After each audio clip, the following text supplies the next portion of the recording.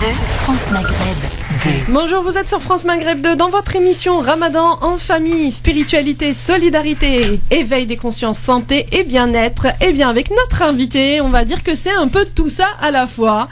Et oui, l'éveil des consciences, la spiritualité, et ben c'est aussi la santé, le bien-être et la solidarité aussi. Pareil avec les peuples. Alors voilà, nous accueillons Federico Dainin Joko Sensei, moine et maître zen dans la lignée japonaise Soto de Nishijima Roshi. Pendant 10 ans, il a été séminariste, moine bénédictin, diplômé en littérature, puis sciences humaines, docteur en philosophie, membre en recherche de l'école pratique des hautes études en psychopathologie de l'Institut Lacanien de Paris.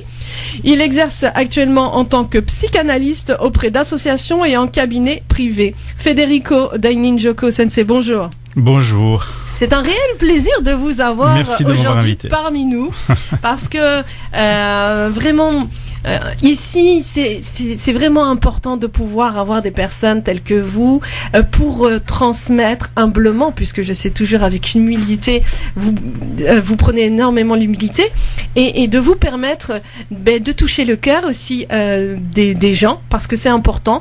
Quand on ne connaît pas, l'ignorance malheureusement crée des jugements et de mauvais jugements. Parce que donc avec ce qu'on parlait tout à l'heure, avec de ce qui arrive en Birmanie, avec les Rohingyas, et puis c'est vrai que c'est un peu comme ce qui arrive aussi avec le monde musulman actuellement. C'est très simple de dire c'est tous les musulmans qui sont terroristes, c'est tous les bouddhistes qui sont terroristes. Et donc là c'est important justement, je vous laisse la parole, de parler du bouddhisme, de Bouddha, parce qu'en réalité, certains vont dire oui, le bouddhisme est une religion, d'autres vont dire Bouddha, ils disent que Bouddha c'est Dieu. Alors pour vous, dites-nous un petit peu ce que c'est que le bouddhisme et Bouddha, qui était-il? Le bouddhisme déjà n'existe pas. Voilà. Ah bon? C'est une chose très simple comme préambule. Il n'y a pas de bouddhisme. Tout du moins, le Bouddha n'a jamais enseigné, voulu, ni construit, ni demandé une institution religieuse. Ça n'a jamais existé. Les premières formes d'institutions religieuses bouddhistes sont apparues en Chine il y a environ 2000 ans. D'accord. Voilà. Ce qui veut dire 500 ans après la mort du Bouddha. Ce qui laisse présager que déjà son message a été interprété à plusieurs reprises. D'accord. Voilà. Donc, il y a un chemin inspiré de la vie du Bouddha, effectivement, qu'on appelle aujourd'hui bouddhisme, qui n'a rien à voir avec une religion telle qu'on l'entend, nous, dans notre culture judéo-chrétienne, ou abrahamique, si on veut. Ouais. Voilà. Et, dans le sens où il n'y a pas d'acte de foi à proprement parler envers une divinité, ni de dogmatique, ni d'éthique morale centralisée. D'accord. Donc, le chemin bouddhiste, c'est quoi? C'est revenir à l'expérience du Bouddha Shakyamuni, donc du Bouddha historique, et essayer de s'en laisser inspirer pour épanouir notre existence. C'est plus fondamentalement une philosophie de vie, une spiritualité vivante, qu'une religion à proprement parler. En revanche, si on décortique le mot religion dans le sens étymologique, alors là je pourrais être d'accord et je pourrais dire c'est une religion. C'est-à-dire l'étymologie du mot religare, le latin religare, ce qui signifie relier. Ouais. Voilà. Là je suis d'accord, parce qu'effectivement toute la spiritualité bouddhique, tout le chemin que le bouddhisme enseigne n'est autre qu'une reliance, c'est-à-dire cette recherche d'abord d'être relié avec soi-même, d'être épanoui, profondément unifié avec sa vie, son existence, son histoire, et puis par ricochet, par retour, par émanation avec l'univers et tous les êtres. Dans ce sens-là, je serais d'accord de dire c'est une religion. Oui, voilà. Mais pas une religion institutionnelle, théiste. Pas comme l'islam. Absolument pas. Absolument pas. Tout ce qui est les chrétiens. C'est pour ça qu'en méditation, dans mon dojo, j'accueille de bon cœur n'importe quel être et je m'en fiche qu'ils soient des bouddhistes ou pas. Qu'ils viennent en tant que juifs, musulmans, chrétiens, bouddhistes, athées, agnostiques, tout ce que l'on veut. L'important, c'est que les gens viennent s'asseoir en méditation et se posent une fois pour toutes cette question: que suis-je? C'est ça. Voilà. En réalité, c'est ça. Voilà. Que suis-je? C'est ça le chemin bouddhique. Et puisque vous me parliez de Bouddha, qui est Bouddha? D'abord, Bouddha, ce n'est pas un nom propre. Donc ce n'est pas le prénom de ce bonhomme. Ah, Bouddha. D'accord. Voilà. Bouddha est un adjectif qui signifie... laissez-moi passer cette traduction qui est approximative, un peu rapide, signifie éveillé. C'est un peu plus complexe comme mot, mais on pourrait le traduire par éveillé, l'éveillé. Donc Bouddha, en réalité, est un titre posthume qui a été donné au prince Siddhartha Gautama, Shakyamuni, après sa mort. Certains disent déjà de son vivant après son éveil. Quelle est la vie?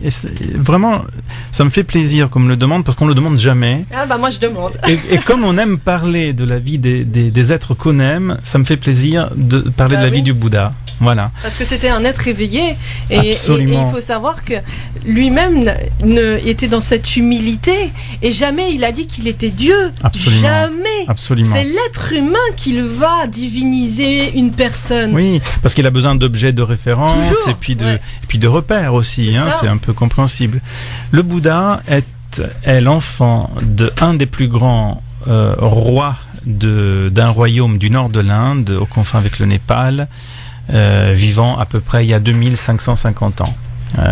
Voilà, 550 ans avant notre ère. Le roi Suddhodana et la reine Maya, qui attendaient un fils héritier et qui l'attendaient depuis bien longtemps. D'où la signification du prénom Siddhartha, qui est le tant attendu.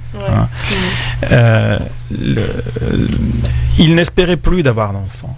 Ils avaient demander à toutes les divinités hindoues, brahmaniques possibles de pouvoir apporter la fécondité dans leur couple et au moment même où ils abandonnent cette idée d'un héritier, il y a un rêve prémonitoire qui apparaît, qui se dévoile dans un songe de la reine Maya, et puis elle est enceinte, elle accouche de ce petit garçon, et vous savez, quand on a attendu tellement quelque chose, quand on a tellement espéré quelque chose, et qui plus est un événement aussi important que la naissance d'un enfant, la réaction naturelle des parents est de le surprotéger, voire de le surgâter. Alors, à la naissance du petit, lorsque un sage mendiant vint se tenir sur le berceau et dire à ses parents, cet homme est un homme de lumière et il illuminera le monde. Du coup, ils prennent conscience de quelque chose de plus grand qu'eux et alors ils vont encore plus loin dans cette envie de le surprotéger. Le roi Suddhodana écrit un édit. Et il demande que cet enfant ne voit jamais de son vivant la pauvreté, la souffrance, la misère et la mort. C'est ça. Donc, il fait agrandir les jardins du palais, il fait éloigner des appartements et des jardins du prince les vieillards, les malades. Rien de ce qui ne pourrait être beau, vivant, abondant et faste n'était sous ses yeux. Mais, on le sait tous, nos enfants, plus on les retient, plus ils vont partir par le moindre soupirail qu'ils vont trouver. C'est vrai. Et alors, il est raconté qu'un jour, en jouant avec son cousin dans les écuries, il voit un cheval mourir. Et il est très accablé par ce qui se passe. Il ne sait pas ce que c'est la mort. Personne ne lui a jamais parlé de la mort. C'est ça. Et c'est un peu comme dans nos sociétés. On ne parle plus de la mort. La mort est un tabou. On a fait croire aux gens que l'homme pourrait être non seulement beau, riche, puissant et fortuné, mais aussi immortel. Eh bien, cette expérience du cheval qui se meurt lui donne envie de voir ce qui se passe au-delà des murs du palais. Et il y va au-delà des murs du palais avec son cousin. Première rencontre. Il fait donc 5 rencontres, mais 4 particulièrement fortes. Première rencontre, il voit un mendiant. Il dit, qu'est-ce que c'est ceci? Son cousin lui dit, c'est un mendiant. Qu'est-ce que c'est un mendiant? Ô prince, c'est quelqu'un qui n'a pas les moyens de subvenir à sa vie. Première épine pour Bouddha, qui ne comprend pas. Deuxièmement, il rencontre un moine solitaire, un ascète, un ermite. Pourquoi cet homme est assis dans cette posture sous un arbre?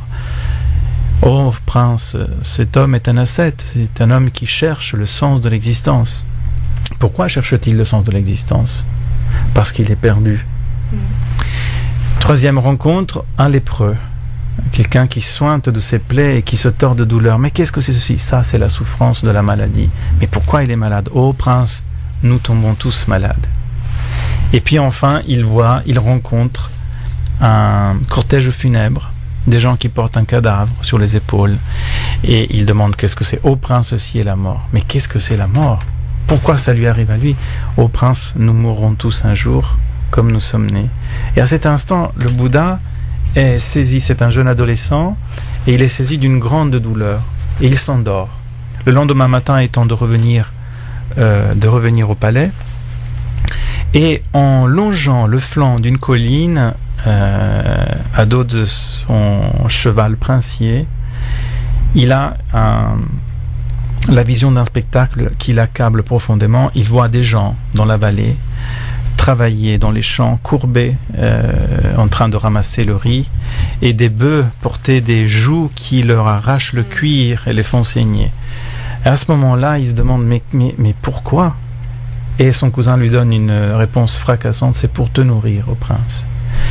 Et il est dit dans certaines traditions qu'il quitte son cheval et sa babouche dorée de brocart rentre dans la terre, dans le limon, elle est salie. Et à ce moment-là, quand il voit cette babouche salie, il comprend que pour ne pas être sali dans son brocart, il faut qu'il se dessaisisse de son brocart. Ouais.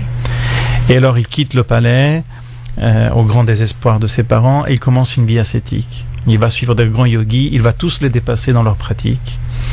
Et puis à un moment donné, usé de la mortification, de l'ascèse, il comprend que ce n'est pas la bonne voie, c'est pas la bonne direction. La bonne direction n'est pas celle de quitter ce monde, parce que ce monde est souffrant, ou parce que cette vie apporte la souffrance, entre autres la souffrance.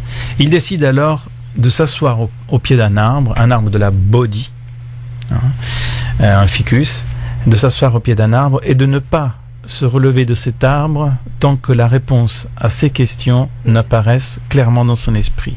Toutes les questions que nous nous posons tous: pourquoi la vie, pourquoi la mort, pourquoi le bien, pourquoi le mal, pourquoi la souffrance, pourquoi les décès, pourquoi la trahison, pourquoi la guerre, pour toutes ces questions.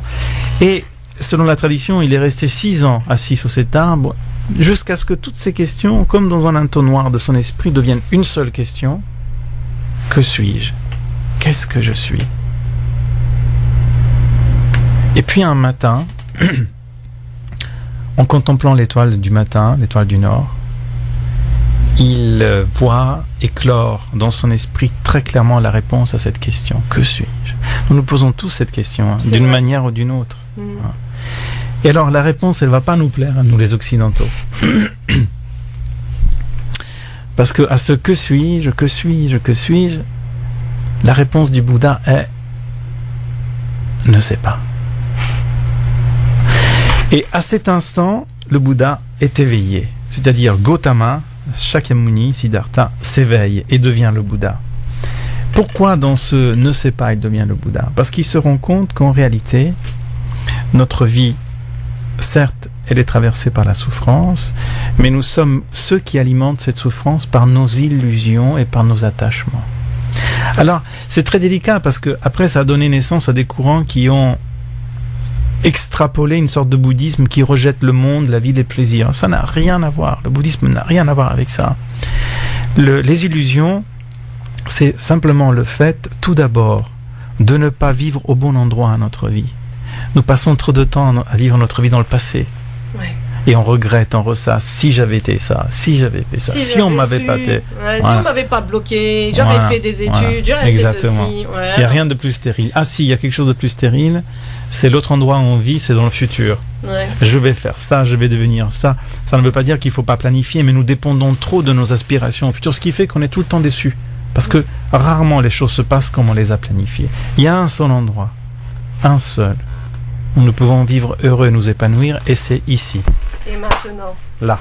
Ici et maintenant. Et déjà, quand je frappe mes mains pour marquer cet instant, où est-ce que s'en est allé le bruit de mes mains? Quand la fleur se fane, où s'en va son parfum? Ça, c'est l'enseignement du Bouddha. C'est-à-dire, il n'y a rien d'autre que cet instant.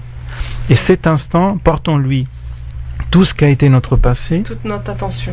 Et de la façon dont on le vit, il produit tout ce qui sera notre avenir. Exact. Et il dira, pour faire comprendre ça à ses premiers amis de la voie, il dira: dans ce monde, rien n'existe. tout ce qui existe dans ce monde est produit par votre esprit. C'est-à-dire, beau, laid, n'existe pas. Bon, mauvais, n'existe pas. Bonheur, malheur, n'existe pas. Intelligent, crétin, homo, hétéro, chrétien, bouddhiste, tout ça en réalité n'existe pas. Pourquoi ? Qu'est-ce que ça veut dire ? Ça veut dire que nous ne sommes aucune de nos expériences. Que quand toutes les étiquettes que nous mettons sur nous tout au long de notre vie tombent, qu'est-ce qui reste de nous ? Toutes ces étiquettes que les autres nous ont collées dessus. T'es bien, t'es pas bien, t'es intelligent, t'es un raté, t'es magnifique, t'es incontournable, t'es inutile. Ou toutes ces étiquettes que nous mettons sur nous-mêmes pour être acceptés, pour être aimés. Je suis ceci, etc. Quand tout ceci tombe, qu'est-ce qui reste de nous ? Il reste, comme on le dit dans le bouddhisme, l'essence même de l'être divin. La nature de Bouddha, la nature des éveillés. Ce qui veut dire que dans tous les êtres vivants, il y a un éveil latent, profond. Nous sommes tous profondément éveillés. C'est pour ça que le bouddhisme n'est pas un jeu. Il n'y a rien à atteindre. Il n'y a aucun but, aucun objectif. Ouais. C'est pas un chemin qui va d'un point A à un point B, la pratique bouddhiste. C'est juste un chemin qui est du point A pleinement le point A. Voilà, je suis là pleinement parce que je suis déjà cette vie profonde qui se manifeste en moi. Et je n'ai pas d'autre vie à attendre ou à atteindre. Ma vie, elle compte ici, maintenant. D'ailleurs, on a posé la question au Bouddha. On lui a dit, tu vas mourir vers la fin de sa vie. Il était très malade. Il s'était allongé sur le flanc droit et il se laissait donc mourir. Et on lui dit, mais comment devons-nous te considérer après ta mort ? Un dieu, un harat, un saint, un prophète.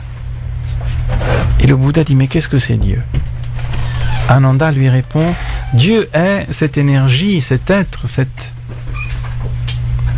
essence qui tient l'univers, qui engendre et qui tient l'univers, et qui donc crée le bien et le mal, la vie et la mort, pour que les hommes, ils y rentrent avec leur liberté. Bien.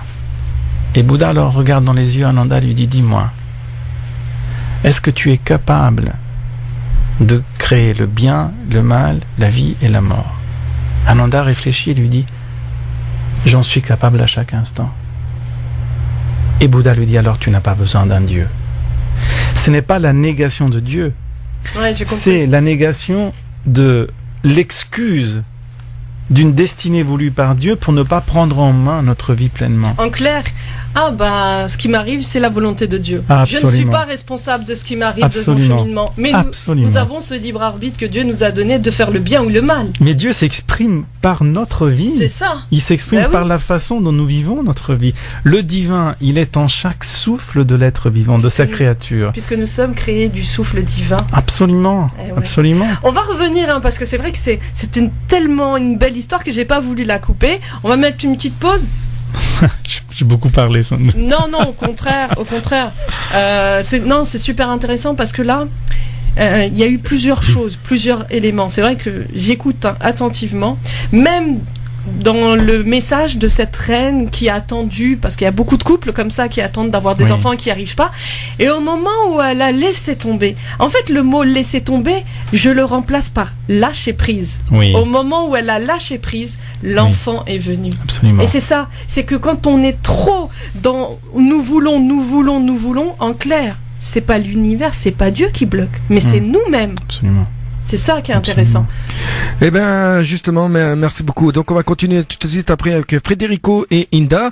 Je vous informe que demain, n'oubliez pas, demain, ce samedi 26 mai, c'est très très important. Ce samedi 26 mai, il y a le Secours Islamique France qui vous invite à son gala de solidarité en faveur des enfants Rohingyas. Voilà. Donc, c'est demain du côté de Villejuif, un programme riche et varié avec traiteur gastronomique. Donc, je le répète, c'est du côté de Villejuif. C'est demain, samedi 26 mai. Donc, pour vous inscrire et pour avoir plus d'infos, vous allez sur secours-islamique.org, secours avec un S-du-6 islamique.org, ou bien vous appelez directement le 01 60 14 14 14. Je répète, 01 60 141, excusez-moi, 414. Voilà. Voilà, un événement humanitaire soutenu exactement par France Maghreb 2. Donc vous êtes avec DJ Nabil, Inda et Frédérico. N'oubliez pas de laisser vos messages, de nous appeler si vous avez des choses à nous dire au 0892 23 99 50, 0892 23 99 50, ou bien le 01 40 33 9000, 01 40 33 9000. Et ben on va passer à un petit son juste avant la pub. Shemsdin, mon frère, ma sœur, c'est parti, et vous êtes sur France Maghreb 2. France Maghreb 2 vous souhaite un beau Ramadan. France Maghreb 2, France Maghreb 2. Vous êtes sur France Maghreb 2 dans votre émission Ramadan, famille, la spiritualité, la solidarité, l'éveil des consciences, la santé et le bien-être. Et nous sommes avec notre invité Federico Dainin Joko Sensei, qui est moine et maître zen dans la lignée japonaise Soto de Nishijima Roshi. Alors, Federico, c'est vrai qu'on parle énormément hors antenne et il y a des choses qui sont vraiment très intéressantes. Alors là, c'est le Ramadan. Donc le Ramadan, et d'ailleurs, vous savez quelque chose du Ramadan, puisque vous faites vous-même le Ramadan. Oui, ça fait plusieurs années que je fais ça. Alors pourquoi, qu'est-ce qui vous a poussé justement à faire le jeûne du Ramadan ? Alors, il y a deux motivations. La première est que j'ai toujours été extrêmement sensible au dialogue interreligieux. Pour moi, c'est important. Je suis né d'une maman chrétienne, d'un papa juif. J'ai fait le choix de devenir bouddhiste il y a 22 ans. En tout cas de suivre cette voie enseignée par le Bouddha, et en plus j'ai grandi entouré de musulmans, puisque énormément de mes amis et puis ma famille de cœur aussi, sont musulmans. Donc j'ai grandi avec ces 4 religions autour de moi, incarnées dans ma vie, et je me suis toujours dit qu'il est important que ces religions, au lieu de se faire la guerre, ils se fassent la paix. Elles s'aiment, elles deviennent un modèle, un exemple pour l'humanité, et même pour les politiques. La religion peut être un exemple éthique pour des modèles de société. Et je me suis dit que je n'aimais pas ce qui se fait en dialogue interreligieux. Les représentants qui se rencontrent, qui se serrent la main devant une caméra, et après chacun retourne dans sa chapelle et continue à critiquer l'autre, parce que je l'ai vécu ça de l'intérieur. Je me suis dit, quel est le meilleur moyen pour établir un vrai dialogue de paix et de religion? Et c'était d'en vivre un petit peu dans ma chair, sans syncrétisme. Je sais très bien qui je suis, qu'est-ce que je pratique. Néanmoins, j'ai ressenti à un moment donné de ma vie l'importance de pouvoir prier avec les chrétiens. C'était aussi mon enfance, ça se renie pas, ça se rejette pas, de respecter la tradition de mon père. Je le fais pas tout le temps, mais de temps en temps respecter le Shabbat, et puis de vivre le Ramadan, qui me semblait être la pratique la plus intense de l'islam. Et le fait de le vivre, ce Ramadan, en fait, il m'a élevé intérieurement, parce que je me suis rendu compte que c'est une pratique qui va au-delà de l'appartenance religieuse. C'est une pratique extrêmement sanctifiante et réhumanisante pour tous les êtres humains. Qui plus est, cette motivation qui est la mienne de porter dans ma vie les religions réconciliées, elle s'est approfondie, cette motivation, en voyant ces dernières années l'islam systématiquement stigmatisé. Vous savez, le bouddhisme a bonne presse. Tout va bien pour le bouddhisme, à part ces catastrophes qui se passent en Birmanie, mais il a bonne presse. Les bouddhistes sont beaux, sont gentils, et sont bienveillants et humanistes. Ok. Mais mes frères d'islam, eux, ils n'ont pas bonne presse. Un barbu ou une fille voilée sont traités systématiquement de personnes louches, voire de personnes pas intégrées.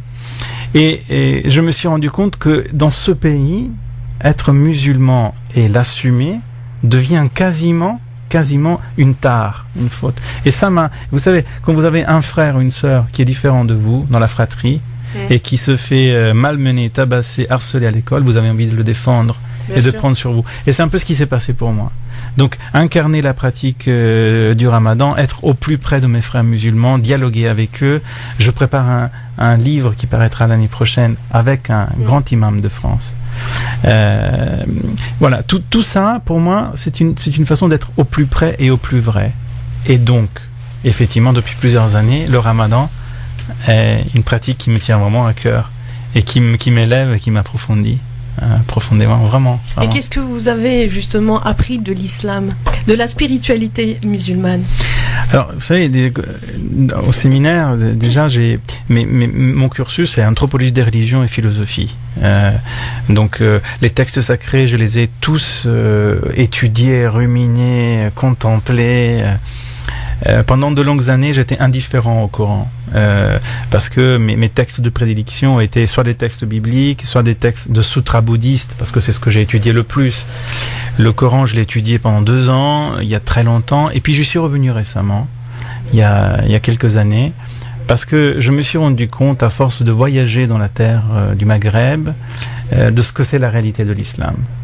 Et pour moi, si je devais définir cette voie spirituelle, cette religion qu'est l'islam, je la définirais comme la religion du vivre ensemble. C'est une religion de compassion, profondément.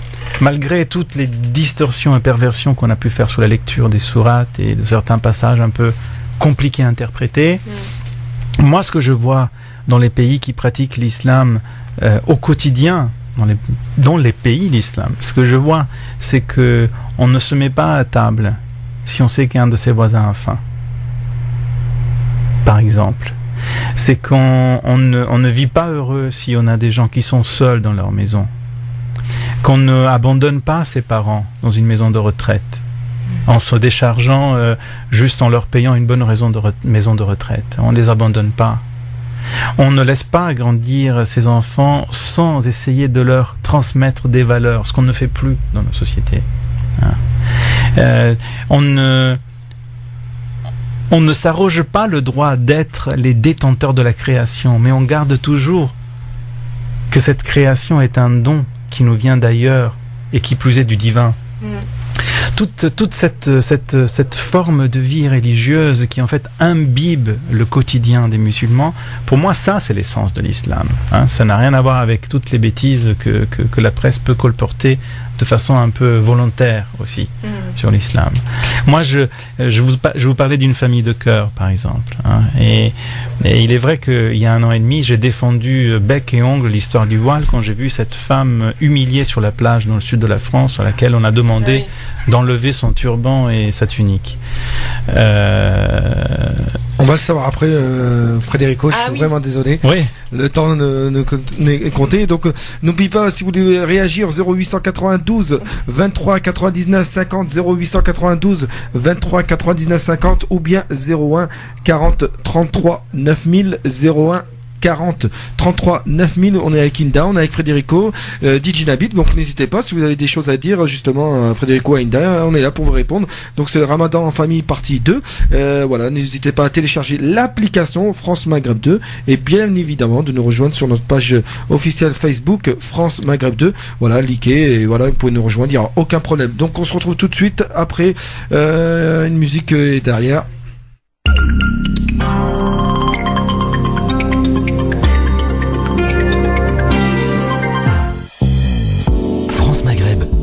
Vous souhaite un bon Ramadan. Voici les horaires de rupture du jeûne pour ce vendredi 25 mai. À Marseille, 21h09. À Dijon, 21h24. À Clermont-Ferrand, 21h27. À Metz, 21h27. À Reims, 21h37. À Orléans, 21h40. À Paris, 21h42. À Amiens, 21h46. Enfin et pour finir pour la ville du Havre, 21h53. Ces horaires émanent des calendriers des musulmans de France, des horaires que vous pouvez retrouver et consulter sur notre page Facebook France Maghreb 2. Sahaf Tolkom. France Maghreb 2 vous souhaite un bon Ramadan. Allez, vous êtes toujours sur France Maghreb 2 avec DJ Nabil, Inda et Frédérico. Donc Federico. C'est pas Fré. Depuis tout à l'heure je dis Frédérico. Désolé, je suis désolé. Federico. Oui, Federico pour ceux qui nous rejoignent. Federico Dainin Joko Sensei, donc moine et maître zen. Oui, Federico. Alors racontez-nous votre histoire. Donc. Oui, je disais donc je vous parlais de tout cet amour que je porte pour l'islam et de ma vision. Voilà. une vision du vivre ensemble. Et combien ça me fait mal depuis quelques années voir comment il est stigmatisé, comment cette voie est stigmatisée, et comment sont pris en otage les musulmans, eux, les premiers, de cette stigmatisation et de toutes ces bêtises. Et je vais vous porter l'exemple du voile qu'on nous rabâche. En fait, ça fait 10 ans qu'on nous parle du voile. Voilà. J'ai réagi c'était l'été dernier, je crois, lorsqu'on a donc porté injonction à cette femme sur la plage dans le sud de la France d'enlever son turban et sa tunique. Une femme d'une 50aine d'années en plus. Donc je me suis dit, mais si on faisait ça à ma mère, comment je réagirais moi qui viens de l'Italie d'ailleurs, un pays où il y a encore dans le sud des femmes qui portent un foulard sur la tête, oui, et qui ne sont ni musulmanes ni soumises parce qu'elles font la loi dans leur village. Mais ma famille de cœur, la famille que j'ai adoptée, qui m'a adopté de cœur, est musulmane, et il y a 7 sœurs dans cette famille, dont 2 qui ont choisi de porter le voile et les autres pas. Ce qui montre clairement que dans les pays où l'islam est vécu, cette histoire du voile n'est ni une soumission, ni une imposition, ni un code de misogynie, loin de là. Et c'est tellement douloureux de voir la bêtise de toutes les personnes qui soutiennent ces choses-là. L'exemple du voile en est une, mais il y en a plein d'autres. Et c'est une des raisons. Voilà, tout ça, c'est une des raisons pour lesquelles j'ai fait le vœu de me rapprocher de l'islam, d'être dans une sorte de mouvement qui protège mes frères musulmans. Voilà, on doit se protéger réciproquement dans cette vie. On peut pas être que des colocataires qui vivent les uns à côté des autres. Bien sûr, ça c'est important. Mais on se rend compte aussi que le fait que l'islam soit depuis des années stigmatisé, eh bien, il n'y a jamais eu autant de conversion à l'islam. Oui. Oui. Et c'est là où on se rend compte que l'être humain a une intelligence, c'est-à-dire qu'il se dit, ok, on parle de l'islam comme ça, eh bien moi je vais aller chercher la connaissance. Et on se rend compte que la plupart de ces personnes qui vont chercher la connaissance tombent amoureux de l'islam et se convertissent à l'islam. Absolument. Et d'autant plus que c'est une voie d'amour, c'est-à-dire c'est incroyable comment tout au long du Coran, quand on le lit vraiment avec le cœur et qu'on rentre dans le sens des mots. Exactement, c'est exactement ça. Voilà, quand on voit comment est chanté sans cesse l'amour du Créateur pour sa créature, et à la fois, et sur le même niveau, sans hiérarchie, l'amour de la créature pour son Créateur. Cette relation est la relation exemplaire qui devrait nourrir toutes nos relations. C'est un peu le dhikr. C'est un peu le dhikr. C'est un peu le dhikr. Vous pouvez pas nous en faire un petit peu? Je sais pas le faire. Ah si. Je vous ai entendu le faire. Ah, je pourrais chanter La ilaha illallah. Allez-y. La ilaha illallah, la ilaha illallah, la ilaha illallah, la ilaha illallah, la ilaha illallah, la ilaha illallah, la ilaha illallah, la ilaha illallah, la ilaha illallah, la ilaha illallah, la ilaha illallah, la ilaha illallah. Et c'est là où on se rend compte qu'en fait, le son est important pour élever les vibrations. En réalité, la répétition des noms divins, un peu comme les mantras dans le bouddhisme, tout à fait, c'est exactement le même principe. Leur but est d'élever les vibrations de l'être. Et vous savez, ce qui est encore plus beau, c'est de chanter la foi de l'autre. Ouais. C'est chanter la foi de l'autre. C'est de pousser le dialogue et la fraternité jusqu'à aller au cœur de la chose la plus importante pour l'autre, qui est sa relation avec le divin. Et avec lui, dans la différence, prier à ses côtés. C'est la chose la plus belle qui puisse nous arriver dans la vie, de partager la foi de l'autre. C'est pas du syncrétisme. Chacun sait qui il est, où il va et ce qu'il pratique. Mais cette capacité, quand cette histoire de la Birmanie dont j'ai honte parce qu'il s'agit bien de bouddhistes et dont j'ai honte parce que les institutions bouddhiques françaises n'ont pas dit un seul mot envers les musulmans. Je pointe vraiment du doigt l'Union bouddhiste de France pour n'avoir pas pris la parole à ce moment-là d'une manière très solennelle, très diffusée et exemplaire. Parce que c'est un génocide que les bouddhistes, auquel les bouddhistes collaborent en Birmanie. Eh bien, ce que j'avais eu envie de faire à ce moment-là, c'était de réunir mes amis musulmans avec le Shir Abdelhafid Benchouk de la Maison Soufie sur l'esplanade de la place Basse Champéret à Paris pour tous ensemble prier et chanter. Et nous avons chanté des mantras bouddhistes, des sutras et le dhikr soufi ensemble, et ensuite nous avons fait 1 heure de méditation silencieuse ensemble. Je me suis dit, ça va pas être un grand événement, mais on va le faire quand même. Eh bien, il y avait quand même 600 personnes à ce moment, et 600 personnes touchées au-delà de l'étiquette d'appartenance religieuse. Donc ça veut dire quoi? Ça veut dire que c'est possible, bien sûr, d'être ensemble, et même d'aller jusqu'à être côte à côte dans la pratique spirituelle de l'autre, de mon frère. Voilà.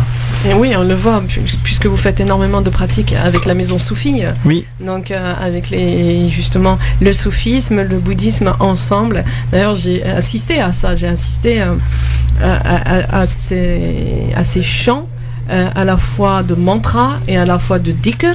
Et c'est vrai que c'est très puissant. Ouais. Et on sent l'énergie. Je ne sais pas si on appelle la Kundalini ou l'énergie montée des pieds jusqu'à la tête, d'avoir des vibrations. Et en fait, c'est ça, être dans l'instant présent. Oui. Et les vibrations sont tellement magiques, tellement puissantes, que c'est là où on peut justement transcender nos propres parties obscures. Un seul cœur, un seul esprit. Il y a un mot qui revient dans le Coran, qui est le kafirun. Qu'on traduit très mal. Ah oui, ça c'est sûr. Qu'on traduit très mal. La pire traduction, c'est le mécréant. C'est fou, parce que c'est un terme que, pareil, c'est bizarre. C'est la pire traduction. C'est d'ailleurs une traduction manipulatrice, parce que c'est une traduction qui est faite volontairement comme ça, pour séparer des autres ceux qui entendent ce mot. Alors que je ne pense pas que le projet de Dieu soit de nous séparer. La première fois qu'on m'a expliqué le sens de ce mot, ouais, j'ai pleuré. Puisque le Shir Abdelhafid m'a expliqué, non, Kafirun, c'est comme l'homme qui travaille la terre et qui cache une graine. C'est ça, exactement. C'est celui qui sait, voilà, mais qui... Voilà, c'est celui qui est devant ce qui existe, mais il ne voit pas. C'est ça. Et c'est incroyable, ouais, parce qu'en réalité c'est un mot de compassion, Kafirun. Celui qui n'a pas, ce n'est pas un jugement, comme on a fini par le traduire. Eh bien, quand vous pratiquez la foi de l'autre, quand vous pratiquez avec l'autre dans sa foi, vous permettez à l'autre de regarder ce qui doit germer. C'est ça. Voilà. Ouais. Et ça, c'est excellent. C'est peut-être le plus beau cadeau que nous pouvons nous faire. En réalité, c'est incroyable. C'est ça. En réalité, c'est un acte d'amour et de compassion. Absolument. Et en plus de ça, c'est là où on voit, c'est ce que je disais, c'est que Dieu a mis 1% de sa miséricorde sur terre pour garder 99% le jour du jugement dernier. Ouais. Tellement Dieu est amour envers sa création, tellement il nous aime. Et en réalité, il ne veut que nous réunir. Bien sûr. Et c'est ça en fait que des fois c'est vrai que ça fait pleurer, parce que quand on se dit à quel point Dieu nous aime, oui, alors qu'en réalité Dieu n'a pas besoin de nous, c'est nous qui avons besoin de lui. Absolument. Il est tellement amour qu'il ne peut pas dans la traduction. C'est pour ça que justement les livres sacrés, comme le Coran, il faut pas le lire littéralement. Il faut le lire. En fait, je pense qu'il faudrait méditer ou faire le dhikr avant de lire, de Absolument, prendre le Coran. C'est possible. Parce que ça, le fait d'élever nos vibrations nous permettront d'aller au-delà de l'ego. Ouais. Parce que le problème, c'est ça. C'est que le mental a été conditionné, programmé durant des années et des années. De toute façon, un texte qui est lu littéralement est un texte mort. Ouais. Un texte qui est capable d'être interprété. Et là, il y a un auteur et un grand enseignant en France que j'aime immensément, c'est Abdenour Bidar, qui est capable de retransmettre aujourd'hui le Coran avec une fraîcheur, c'est une bonne nouvelle. Évangile signifie bonne nouvelle. Le Coran aussi est une bonne nouvelle. Il faut juste savoir la présenter comme telle, comme une bonne nouvelle. Quand on n'est pas dans la manipulation, alors c'est un texte qui vraiment dessine le vivre ensemble.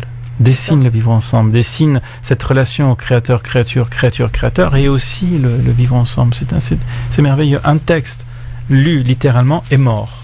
Ce qui fait que ceux qui le lisent littéralement, donc ces fous qui se disent musulmans et qui n'en sont pas du tout, et finalement, qu'est-ce qu'ils produisent? De la mort. Parce qu'ils lisent littéralement un texte, donc ils lisent un texte qui est mort. Mais est-ce qu'ils en ont conscience, ou au contraire, c'est inconscient, ce sont des actes liés à leur inconscience? Parce que là aussi, il faudrait se poser la question. Oui, je pense qu'il y a un peu de folie, un peu de psychose, et puis aussi beaucoup d'ego, donc de la conscience. On sait très bien qu'on n'est pas musulman quand on tue un autre être humain, puisqu'il est écrit dans le Coran que si tu tues un être vivant, tu as tué toute l'humanité. Ouais. Donc forcément c'est très clair, hein, c'est écrit noir sur blanc. Hein. Là pour le coup, si on veut être bête et littéraliste, on peut. Ouais, là c'est sûr. Donc on sait très bien quand on tue un autre homme, on n'est pas un musulman. Hein. Donc oui, je dirais oui, ils en ont conscience dans ce qu'ils font, bien sûr.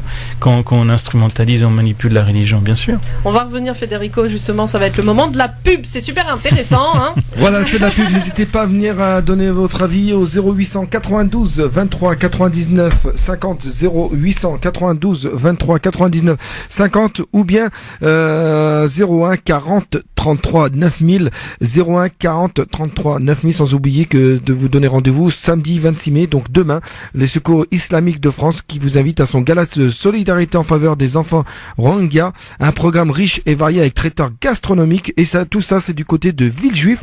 Donc pour réserver vos places, c'est bien sûr c'est secours-islamique.org, secours-islamique.org, secours à Cannes-du-6 islamique.org, ou bien le 01 60 14 14 14 01 60 14 14 14, une page de pub, et on se retrouve juste après. France Maghreb 2 vous souhaite un bon Ramadan. Vous êtes sur France Maghreb 2 dans votre émission Ramadan en famille, la spiritualité, la solidarité, l'éveil des consciences, la santé et le bien-être. Donc nous sommes avec notre invité Federico Dainin Joko Sensei, qui est moine et maître zen dans la lignée japonaise Soto de Nishijima Roshi. Alors Federico, avant de reprendre, parce que c'est vraiment super intéressant, c'est toujours un bonheur d'abord d'échanger avec vous. Hein. Merci. On va accueillir Samira Alaoui, qui est chargée de projet au Secours Islamique France, pour parler des actions du Secours Islamique pendant le Ramadan, parce qu'ils sont toujours actifs. Bonjour Samira. Bonjour Inda, et bonjour à tous les auditeurs de Radio France Maghreb 2. Bonjour Samira. Bonjour Samira. Bonjour. Alors là, on est bien entourés, et justement, ça tombe bien parce qu'on parlait du bouddhisme, et là, comme vous faites un gala de solidarité pour les Rohingyas, justement, Federico nous parlait de ce qu'il en pensait. Mais avant, on va parler de vos actions concrètes du Secours islamique pendant le Ramadan. Alors oui, nous avons plusieurs actions durant ce mois très très spécial pour le partage et la solidarité. En France, nous avons ouvert notre fameux restaurant solidaire qui est au Stade de France à Saint-Denis. C'est un restaurant qui est ouvert à tous, sans aucune sélection ni discrimination à l'entrée. N'importe qui a faim, qui souhaite avoir un peu d'aide, un peu d'échanger, qui veut échanger avec des personnes, qui veut lutter contre son isolement, peut venir à ce restaurant qui délivre maintenant, alors j'y étais encore hier, qui a délivré hier plus de 1300 repas. C'est énorme. Dans la soirée. Bravo. Hein. Donc il faut savoir, ça c'est vraiment énorme, je crois qu'on n'a jamais vu ça. Donc c'est énorme pour nous, mais c'est aussi très très inquiétant, puisque ça veut décrire une situation sociale qui est de pire en pire. Ça, il faut pas l'oublier. Donc nous, on prépare des repas faits sur place, pour les gens qui ne jeûnent pas et qui viennent manger vers 20h, et pour les gens qui jeûnent et qui viennent rompre leur jeûne en toute dignité à l'heure du ftour. Donc ça, c'est pour les repas. Il faut aussi savoir qu'on distribue plus de 6000 colis de solidarité aux prisonniers. D'accord. Dans toute la France, donc dans une vingtaine de maisons d'arrêt dans toute la France, que ce soit Fleury-Mérogis, Nanterre, Rennes, etc. il y a 6000 colis de solidarité pour leur dire qu'on ne les oublie pas pendant ce mois spécial. Donc voilà ce qui se passe en France. Et puis bien sûr, vous savez que tous les ans, nous, à l'international, dans plus de 11 pays, nous distribuons des colis alimentaires et des bons alimentaires pour que les familles puissent faire leurs propres courses et manger dignement tous les soirs. Donc là, on a atteint plus de 140 000 personnes dans le monde qui peuvent manger en toute tranquillité, au moins un repas complet, nutritionnel, que ce soit en Palestine, en Jordanie, au Pakistan, au Sénégal, au Kenya, en Somalie, etc. Voilà, nous avons aussi bien des réfugiés afghans que des réfugiés syriens, que des réfugiés de Centrafrique au Tchad qui peuvent manger et être tranquilles au moins pour cet apport durant ce mois béni. Donc voilà à peu près en résumé les actions du Secours Islamique France en France et dans le monde. C'est des belles actions en tout cas, vraiment c'est un très bel exemple humaniste de solidarité, de compassion que fait le Secours Islamique France. Et d'ailleurs, Samira, vous pouvez nous parler aussi du gala de demain? Oui, alors c'est un gala de solidarité qui est organisé en faveur des enfants Rohingyas, puisque nous sommes aussi en mission au Bangladesh, précisément dans le camp de réfugiés Cox's Bazar, qu'on peut l'appeler méga camp, puisque il y a plus de 900 000 personnes qui y vivent. Vous imaginez, c'est pratiquement une grande ville en France. Un million de personnes, c'est par exemple l'équivalent de la ville de Brest. Vous imaginez donc ces familles, principalement composées de femmes et d'enfants. Si vous voulez trouver un homme, il faut compter 60 femmes. D'accord. Donc il y a un homme pour 60 femmes qui ont réussi à fuir les exactions du Myanmar. Et donc on s'est dit, pour le gala de solidarité cette année, puisqu'on en fait un pratiquement à chaque Ramadan, on va le dédier aux enfants Rohingyas et on va montrer à nos invités et aux donateurs les actions qu'on a déjà réalisées. Donc on a déjà mis en place des latrines, des toilettes, des points de lavage et des puits, parce que c'est vraiment l'eau qui est très très importante là-bas, de l'eau potable en situation d'urgence, c'est vraiment le premier besoin qui apparaît. Et là on a mis en place des centres qui sont des centres psychosociaux, donc qui permettent de soutenir psychologiquement les enfants, les adolescents et les femmes enceintes. Et là, on a décidé de continuer ces centres psychosociaux avec des activités récréatives, des cours tout simplement, puisqu'il y a beaucoup d'enfants qui n'ont jamais eu de cours de leur vie. Et on s'est dit, voilà, c'est l'opportunité pour eux de s'ouvrir, de pouvoir s'ouvrir aux autres, d'échanger, de se sociabiliser avec les autres et tout simplement d'être un enfant et de jouer sans aucune arrière-pensée. Donc ça, c'est un moyen pour eux de pallier leur traumatisme suite à ces mouvements de population qui ont été faits depuis août dernier. Et donc pendant ce gala, nous aurons des vidéos directement du terrain. Je viens de les recevoir ce matin et donc on est en train de les traduire justement pour que les personnes puissent écouter les témoignages de ces enfants et de ces femmes aussi, parce qu'on a offert des formations aux femmes pour qu'elles puissent subvenir aux besoins de leur famille, des formations en couture notamment. Donc elles vont pouvoir acheter leur propre machine à coudre et enfin monter un petit commerce, pourquoi pas, pour être autonome. C'est ça. Donc voilà, on attend tout le monde, on appelle à la présence de tout à chacun. Je sais qu'il y a un match demain soir, je sais que c'est important, le match de la Ligue, mais voilà, si vous êtes du côté de l'Île-de-France, du côté de Villejuif, voilà, on vous attend. Il y a un repas qui est bien sûr servi, tout est mis en place pour les enfants aussi, il y a des animations spécifiques aux enfants, il y a plein d'interventions vraiment super intéressantes, notamment Mohamed Bajrafil qui sera là avec nous. Donc il y aura Nounours, le fameux comique Nounours qui fera l'animation. Donc voilà, on vous y attend demain à partir de 19h. Merci en tout cas Samira. Juste avant de nous quitter, notre invité Federico Dainin-Joko Sensei, qui est donc moine et maître zen dans la lignée japonaise, donc bouddhiste, a un message à vous passer. Oui, Samira, bonjour. Vous parlez des Rohingyas et donc aussi indirectement de la Birmanie. Et il me semble important qu'il y ait à un moment donné un bouddhiste qui dise un mot, parce que aucune autorité en France n'a pris la parole dans le milieu bouddhiste très clairement là-dessus. Et moi, il me tient à cœur, puisqu'il y a aussi beaucoup d'auditeurs en ce moment, de vous demander pardon en tant que bouddhiste, de profondément vous demander pardon pour ce qui s'est passé et pour ce qui se passe encore et que désormais la presse ignore. Pardon parce que oui, ces crimes, ce quasiment génocide est perpétré par collaboration de moines bouddhistes. Qu'il affiche d'ailleurs dans des vidéos qui sont atroces, abjectes, insupportables à regarder. Et j'en ai le cœur ravagé en tant que pratiquant de cette belle spiritualité qu'est le bouddhisme, et en tant qu'enseignant encore plus. Donc je mets mon cœur à vos pieds, parce que ce que vous faites pour ces familles et pour ces êtres vivants est merveilleux, et j'ai très envie de venir vous aider un jour dans la distribution des repas. J'ai envie de venir, de vous aider, de même préparer à manger. Je suis un bon cuistot, pour que ce que je peux faire ici puisse être une façon visible de montrer que la fraternité est plus forte que la haine et que l'amour est plus fort que la mort. Voilà. Recevez mon pardon. Voilà. Vraiment ma demande de pardon profonde. Voilà. D'accord, mais en tout cas, vous êtes le bienvenu aux tables si vous souhaitez nous aider. Il y a vraiment aucun problème. Nous partageons les mêmes valeurs de vivre ensemble et de dialogue interreligieux, donc super. Vous êtes les bienvenus. Très bien. Merci beaucoup. Bon, vous m'avez fait pleurer tous les deux. Bon. On va faire une petite pause musicale. Bon, merci Samira en tout cas. Merci à vous. Merci. Merci beaucoup Samira. À bientôt. Donc voilà, faut pas oublier. Donc on va laisser reprendre un peu les émotions et ça a été très une petite musique parce que là vous m'avez fait pleurer. Ne t'inquiète pas.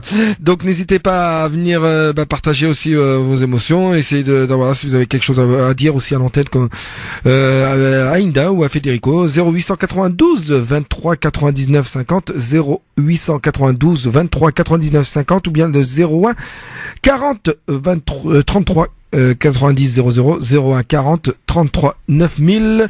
Voilà, on se retrouve juste après un petit chant religieux, tranquillement mais sûrement, et vous êtes bien sur France Maghreb 2 dans Ramadan en famille partie 2 avec Inda. Vous êtes sur France Maghreb 2 dans votre émission Ramadan en famille, spiritualité, solidarité, éveil des consciences, santé, bien-être, beaucoup d'émotions Federico, beaucoup d'émotions. Donc Federico, notre invité, Federico Dainin Joko Sensei, qui est moine et maître zen dans la lignée japonaise Soto de Nishijima Roshi, qui nous a donné une très belle déclaration et vraiment beaucoup de frissons. Elle m'a même fait pleurer. Bon, ça arrive que je pleure à l'antenne, c'est comme ça, c'est les directs, mais c'était tellement beau, tellement profond. Et je pense que le monde a besoin de ça. Ne serait-ce que lorsque l'on connaît la profondeur de l'essence, que ce soit dans le bouddhisme ou toutes les formes traditionnelles ou de spiritualité profonde reliées à l'amour inconditionnel, eh bien, ceux qui sont dans cet éveil de conscience, c'est vrai que de demander pardon pour tous ces frères et sœurs qui malheureusement sont dans ce côté où ils font beaucoup de mal aux autres, c'est tellement merveilleux. Et nécessaire. C'est ça, exactement, c'est nécessaire. C'est important de le dire afin que l'autre l'entende. Et en plus, c'était pas fait exprès. Je ne savais pas que voilà, c'était prévu avant. Ouais, et bien. donc le fait qu'il y ait ce gala demain pour les Rohingyas et d'avoir invité Federico justement qui est bouddhiste aujourd'hui, comme quoi ça fait partie des synchronicités de la vie. C'est très bien. Je pense que rien n'est le fruit du hasard. Non, tout vient comme ça doit venir. C'est ça, voilà. Exactement. Tout est parfait. Après, il faut prendre ce qui vient comme il vient. Exactement. Bien Parce sûr. que quand on commence à se battre avec ce qui vient, c'est là que commencent les problèmes. Et oui, et quand on accueille le réel tel qu'il se présente et on fait du mieux qu'on peut avec ce qui se présente, là on est en harmonie. Ça c'est l'éveil. L'éveil c'est pas compliqué. Un peu comme par exemple, il y a beaucoup de gens qui sont éprouvés. Je sais qu'il y a un auditeur qui nous écoute de Metz, qui m'a contacté et qui m'a dit merci beaucoup pour vos émissions, que ça lui fait énormément de bien. Et il m'a dit voilà il a eu un passé où il a été violenté, battu, il a énormément souffert et aujourd'hui il se sent vide, il se sent mal dans sa peau, il est pas bien, il est en dépression. il a l'impression, voilà, de vivre sans vivre, il a goût à rien. Et il se dit, mais comment je peux faire pour sortir de ça? Il vit trop dans le passé.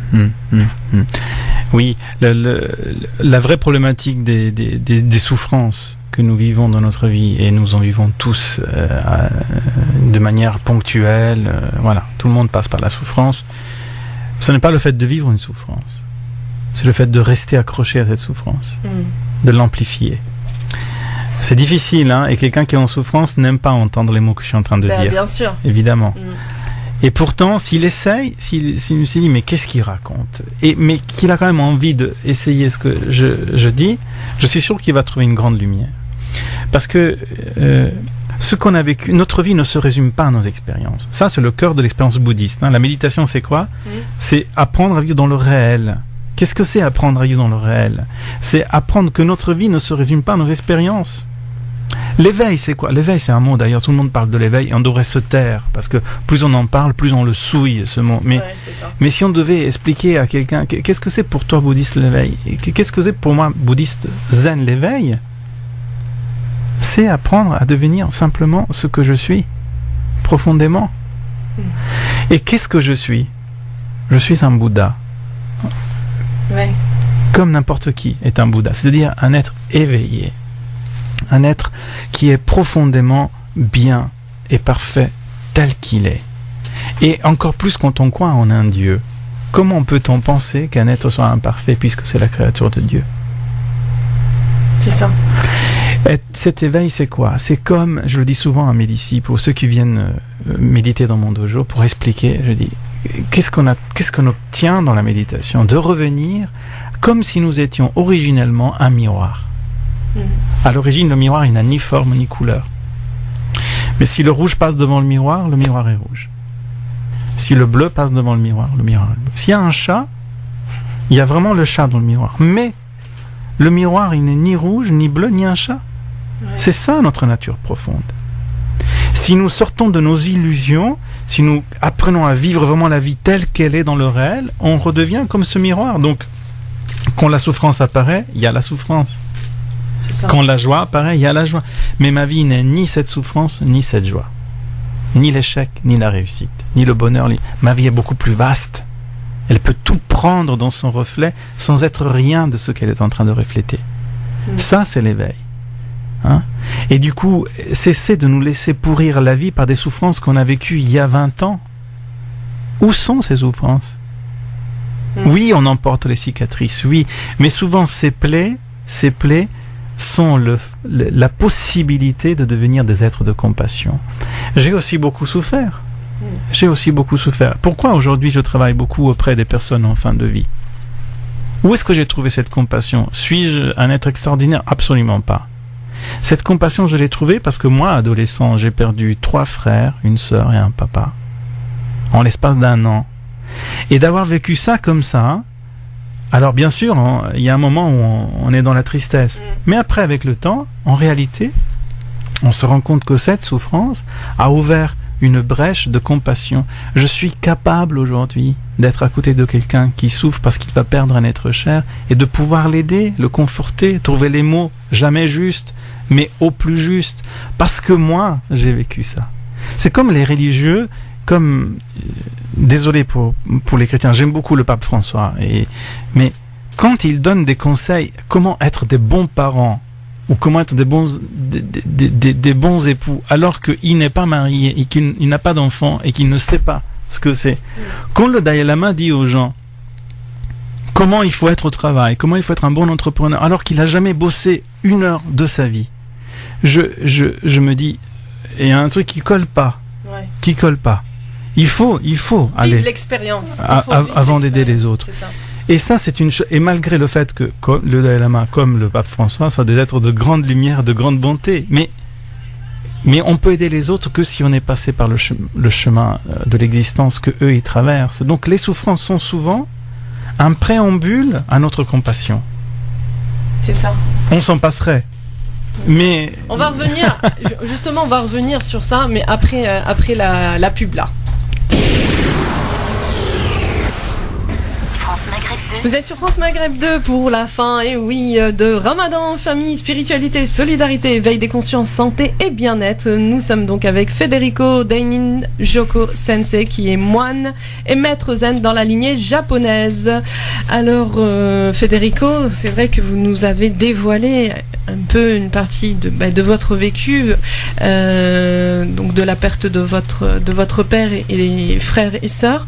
Et c'est vrai que quand on voit l'histoire du prophète, paix et bénédiction sur lui, qui a perdu aussi ses parents, son grand-père, certains de ses enfants et tout. Et c'est là où on se rend compte que, en fait, que ce soit dans la tradition bouddhiste ou avec l'islam ou dans les autres traditions, on se rend compte que tout nous amène à nous détacher de tout, car rien ne nous appartient. Ni nos familles, ni nos biens, ni rien. Et nous devons revenir à l'essentiel, qui n'est autre que la connexion avec le divin. Oui, avec le divin et avec le réel dans lequel se manifeste toute sa création. Se détacher. Et c'est important de parler de détachement, parce que surtout dans le bouddhisme, quand on parle de détachement, on parle de rejet. Parce que parfois on enseigne n'importe quoi et on traduit n'importe quoi. Mais le détachement, ce n'est pas le rejet. Bien sûr. Le détachement, ce n'est pas rejeter donc le plaisir, la vie, les autres, le monde. Absolument pas. C'est ne pas dépendre des situations et des circonstances, des phénomènes et des expériences. C'est ne pas dépendre. De ne pas dépendre de la souffrance. Ne pas dépendre du jugement des autres. Ne pas dépendre de la joie non plus. Ouais. C'est-à-dire être tellement arriver à s'épanouir tellement en soi-même que nous n'avons plus besoin de dépendre de quoi que ce soit, ni de exister dans le regard de qui que ce soit. Nous existons par nous-mêmes. Et tout ce qui vient est un cadeau. Mais c'est un cadeau qui vient et qui peut repartir comme il est venu. Le fait que cela parte n'enlève rien à ce que je suis profondément. Il y a une citation très romantique que les gens utilisent surtout quand ils sont amoureux et qui se séparent. Et tout le monde adore cette phrase et moi je la trouve tellement bête. C'est un seul être vous manque et tout est dépeuplé. C'est angoissant, c'est terrible. Comment tout peut être dépeuplé quand un seul être vous manque? C'est romantique, mais c'est pas le réel. Le réel, c'est que je serai seul au monde, je suis bien. Et puis tout ce qui me vient est un don, est un présent, duquel, si je dépends, je serai malheureux, profondément. Federico, il nous reste 1 minute. Alors, quelques mots simplement pour, on va dire, donner beaucoup d'amour et de profondeur à tous ceux qui nous écoutent. Si l'homme utilisait l'énergie qu'il emploie à combattre et à fuir sa vie, s'il utilisait cette énergie pour réunir, fraterniser et se connaître profondément lui et le monde, ce monde serait profondément merveilleux. Nous avons la haine, elle est contagieuse, le mal est contagieux, mais l'amour et la joie aussi sont contagieux. Merci Federico, chez nous on dit Allah yahdina. Allah yahdina. Inch'Allah. Et ben voilà, c'était votre émission Ramadan en famille qui finit en beauté par une belle citation. Et oui, Allah yahdina, Inch'Allah. Inch'Allah, bon, on se donne rendez-vous lundi, Inch'Allah. Inch'Allah. Merci beaucoup. Voilà, c'était Federico, l'invité d'Inda aujourd'hui. Donc rendez-vous avec Inda lundi. Sachez que vous pouvez me retrouver dès demain, de 10h à 14h, le week-end quoi, de 10h à 14h et de 23h à 1h avec des musiques non-stop, mes musiques de votre choix, Rai, Shawi, Staifi, Maghreb, etc. en général, oriental. Bref, ça sera demain, tout le week-end, de 10h à 14h, donc samedi et dimanche, et de 23h à 1h. En tout cas, je vous laisse avec Christophe. Merci beaucoup. Vous êtes toujours sur France Maghreb 2. L'émission se termine à l'instant. Donc, je vous souhaite de passer un bon week-end. Prenez soin de vous. Sahaftourkoum pour ce soir. Et je vous donne rendez-vous à partir de 10h jusqu'à 14h pour vos dédicaces. Assalamu alaikum, c'était DJ Nabil, Inda et Federico.